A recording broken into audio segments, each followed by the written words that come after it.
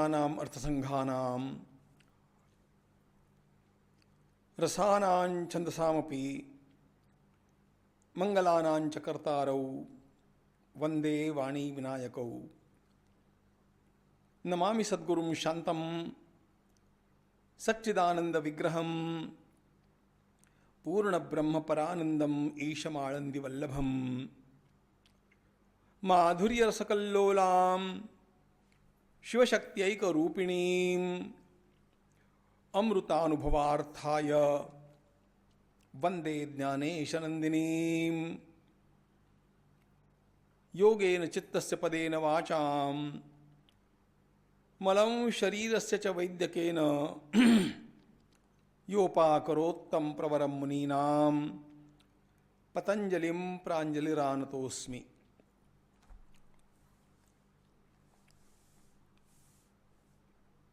भगवान पतंजलि महाराज तत्प्रतिषेधार्थम एक तत्वाभ्यासः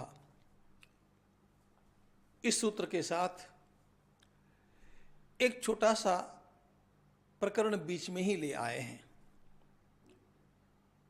और तत्प्रतिषेधार्थम इसका अर्थ विक्षेपों के निवारण के लिए, विक्षेपों के प्रतिबंध के लिए, और वे स्वयं एक एक करके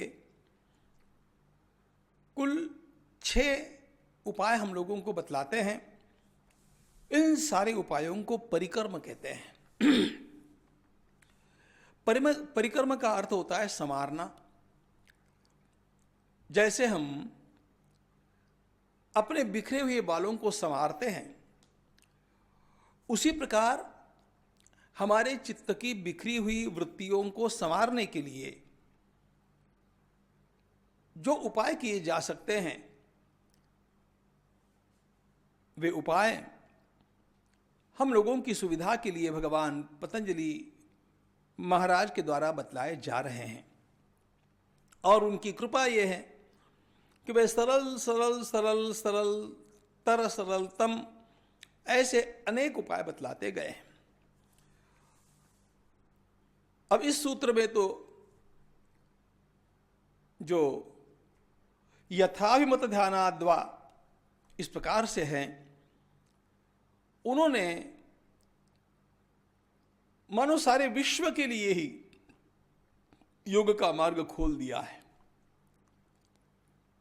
सूत्र का अर्थ सीधा सीधा यह है, जहां आपका मन लगता हो, जहां आपका पूरा मन लगता हो, ऐसा किसी भी प्रकार का ध्यान कीजिए।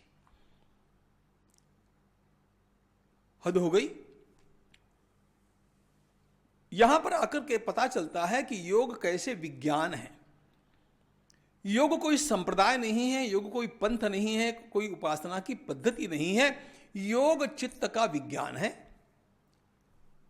चित्त का विज्ञान ऐसे जब मैं कहता हूं तब आप कृपा करके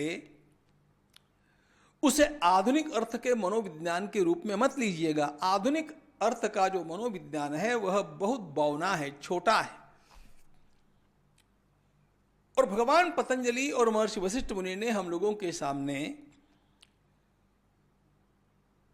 जो अपने अंतरंग विश्व का परिचय कराते हुए विज्ञान दिया है वह अद्भुत है। आज के मनोविज्ञान को वहां तक अभी तक पहुंचने की बात सोचनी है। तो जब वे ये कहते हैं कि यथाभिमत ध्यानाद्वा, यथा अभिमत ध्यानाद्वा, तो आपको जो प्रिय लगे, आपको जो जचे, ऐसे पदार्थ का आप ध्यान कीजिए, ऐसी वस्तु का आप ध्यान कीजिए, तो बात बहुत महत्वपूर्ण और व्यापक हो जाती है। यहां सारी स्वतंत्रता है।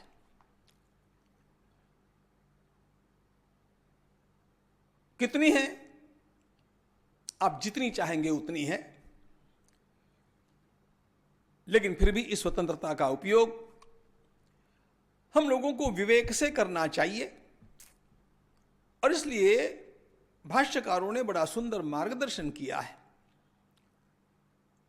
पहली बात तो वे ये बतलाते हैं कि यथाभिमत ध्यानाद्वा, इसका अर्थ आपको जो स्वतंत्रता दी है, ये अपने शास्त्रोक्त जो ध्येय पदार्थ है, जो ध्येय देवताएं हैं, उनके स्वरूपों की दी है। किसी को भगवान नारायण का रूप प्रिय है, किसी को शिव जी का प्रिय है, किसी को गणेश का प्रिय है, किसी को देवी का, किसी को किसी का। इनमें से किसका ध्यान करूं? अरे भाई, तुम्हें जो जचता है वो करो, करो, यह बात महत्वपूर्ण है। तुम्हें जो पूरी तरह जच जाए वही करो।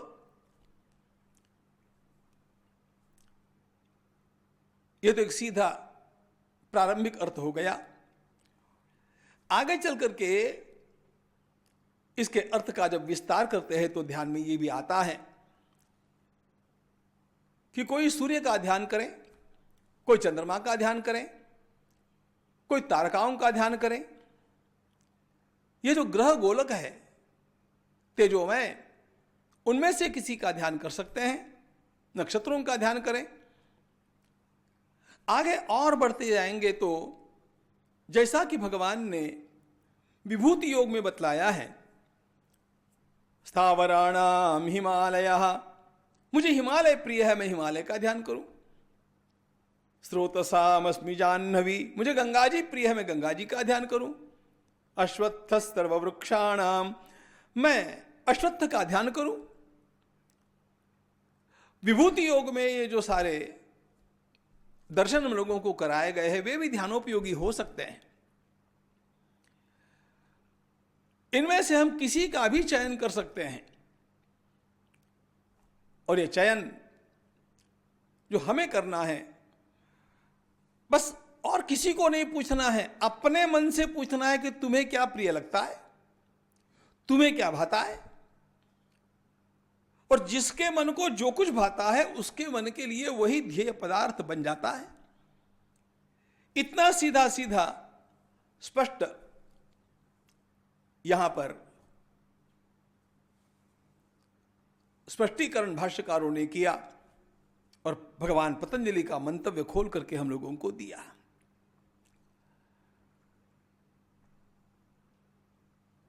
मुख्य बात यह है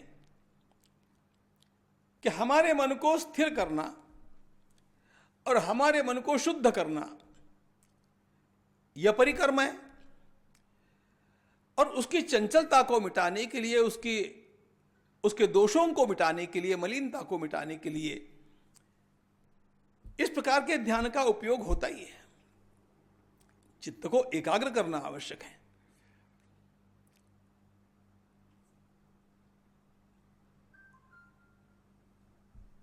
श्रीमद् भागवत में यत्र यत्र मनोदेहि धारयेत सकलम धिया स्नेहाद द्वेषाद भयाद वापि याति तत्तत् स्वरूपताम, जो अपना मन जहां लगाएगा और जिस किसी वृत्ति से लगाएगा, कोई प्रेम से लगाता है, किसी का मन क्रोध से लगता है, द्वेष से लगता है, किसी भी वृत्ति से लग जाए, लेकिन परिणाम यह होता है कि जिसका चिंतन चलता है उसके गुण अपने में संक्रमित होते हैं। इस बात को केवल सिद्धांत के रूप में ग्रहण कीजिएगा। हमें क्रोध से किसी का चिंतन नहीं करना है, द्वेष से किसी का चिंतन नहीं करना है। प्रकरण यह चला है आत्मोद्धार का, इसलिए कहा कि यथाभिमत, हमें जिसमें प्रेम है, जिसमें आस्था है, जिसमें रुचि है, ऐसा ध्यान। और इस प्रकार के ध्येय पदार्थों का चयन करते समय आपको पूरी छूट है। बिल्कुल भगवान पतंजलि देते हैं।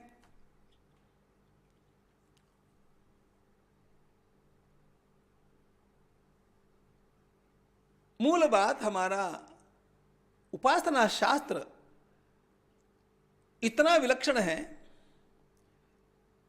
हम भगवान शालिग्राम जी के ऊपर भी जब नारायण बुद्धि करके उनकी आराधना करते हैं तो उसका भी सारा फल हम लोगों को प्राप्त होता है। यह तो बात आप जानते हैं, लेकिन आगे चल करके जब इसी बात को आगे बढ़ाया जाए तो देखिए, गणपति की पूजा करना है, गणेश जी मेरे पास नहीं है, सुपारी पर गणेश जी का आह्वान मैं करता हूं और उन्हीं की पूजा करके, वहीं पर उनकी भावना करके, उस पूजा को संपन्न करके मैं उनका विसर्जन भी कर देता हूं।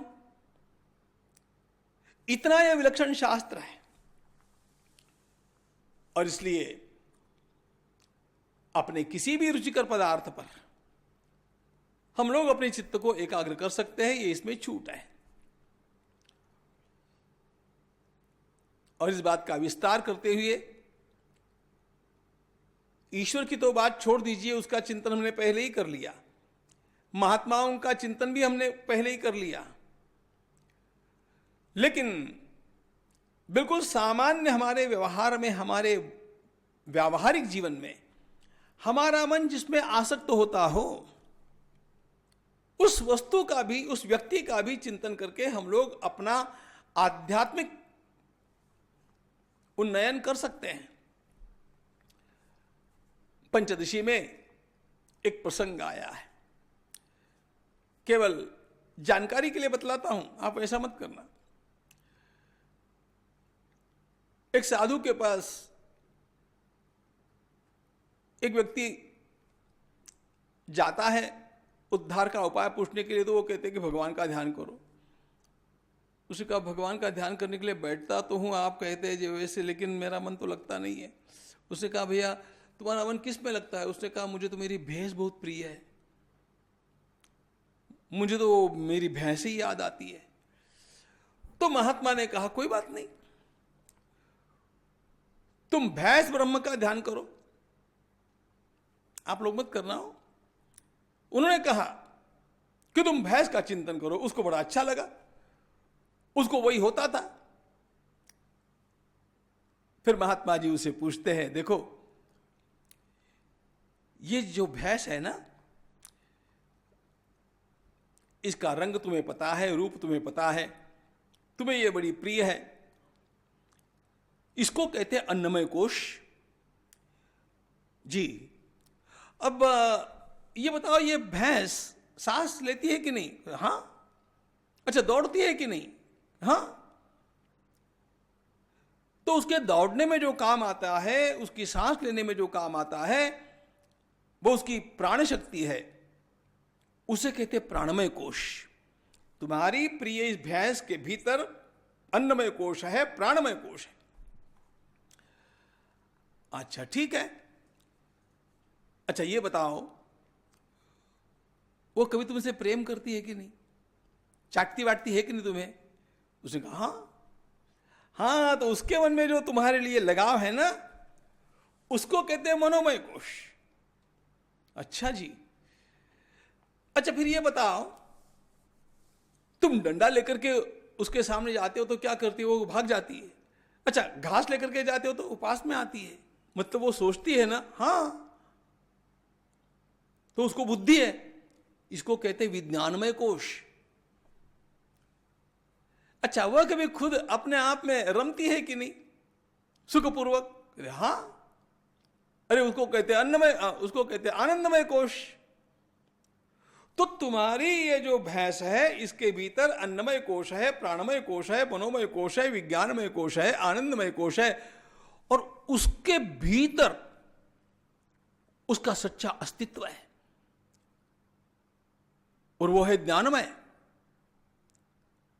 अब ये इतने दिनों तक होते होते, ये सब होने में उसको बहुत दिन लगे, लेकिन ये सब होते होते उसी भैंस का चिंतन करते करते उसकी दृष्टि बदलती गई, और महात्मा ने उसको प्रज्ञानम ब्रह्म इसका उपदेश किया।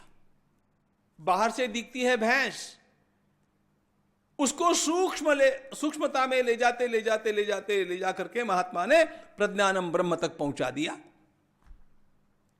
किसी के निर्देशन में यदि हम इस प्रकार का कोई भी ध्यान करके अपने चित्त को एकाग्र होने की आदत लगा देते हैं, वो उपयोगी होती है। अरे भैंस की बात तो और,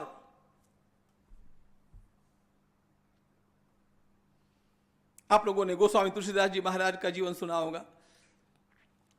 उनका मन तो पत्नी में आसक्त था। अत्यंत श्रेष्ठ संत दक्षिण भारत के बिल्वमंगल, उनका तो चित्त एक गणिका में आसक्त था। एक गणिका के फटकारने पर उनको वैराग्य हुआ। लेकिन आसक्त था पहले, कहीं तो भी आसक्ति जम करके हो जाए तो उस जमी हुई आसक्ति को मोड़ते ही अनुभूति का दूसरा द्वार खुल जाता है।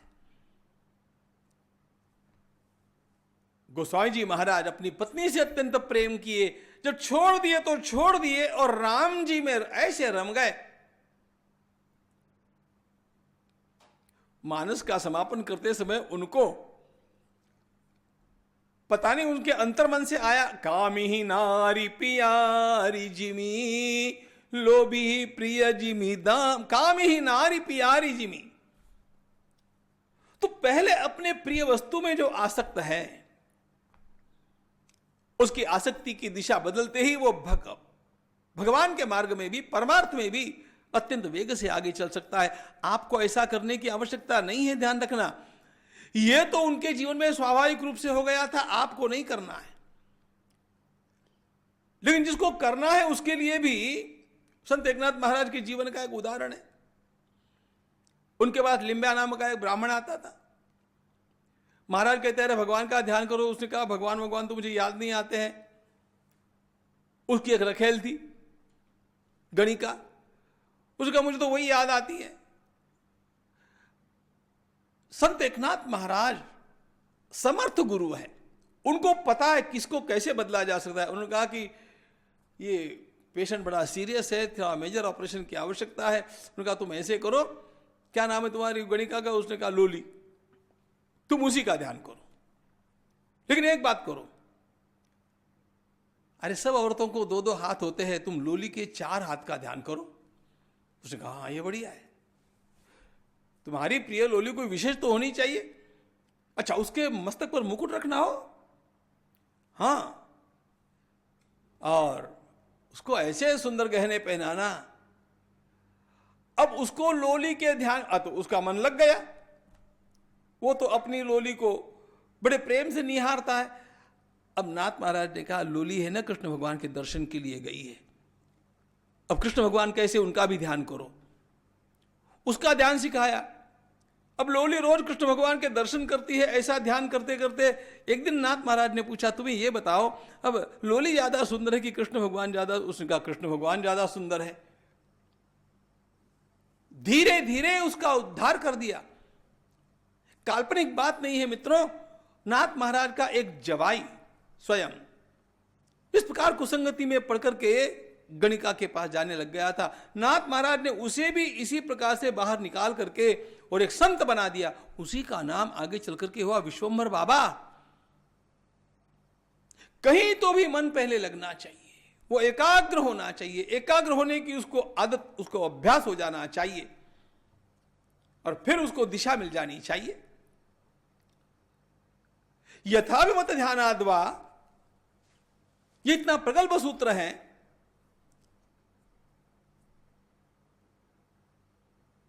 इस पे सबका ध्यान हो सकता है। भगवान बुद्ध का ध्यान आप करना चाहते कीजिए, भगवान महावीर का करना चाहते कीजिए,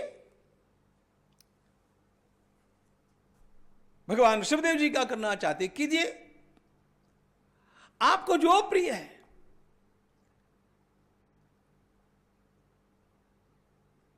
सभी प्रकार के मतों का, सभी प्रकार के संप्रदायों का यहां पर आकर के मानो एकत्व हो गया, समन्वय सध गया और पातंजल योग सूत्रों की विज्ञानमयता भी सिद्ध हो जाती है। चित्त को एकाग्र करना और चित्त को निर्मल करना, ये दो ही तो मुख्य बातें हैं।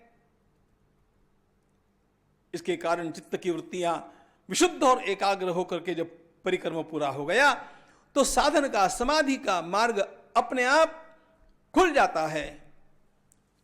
और समाधि का खुला हुआ मार्ग हमें कितने प्रकार की समाधियों का अनुभव करा सकता है, इसका सुंदर वर्णन भगवान पतंजलि ने जो किया हुआ है, अब उसी को देखेंगे ज्ञानेश्वर महाराज।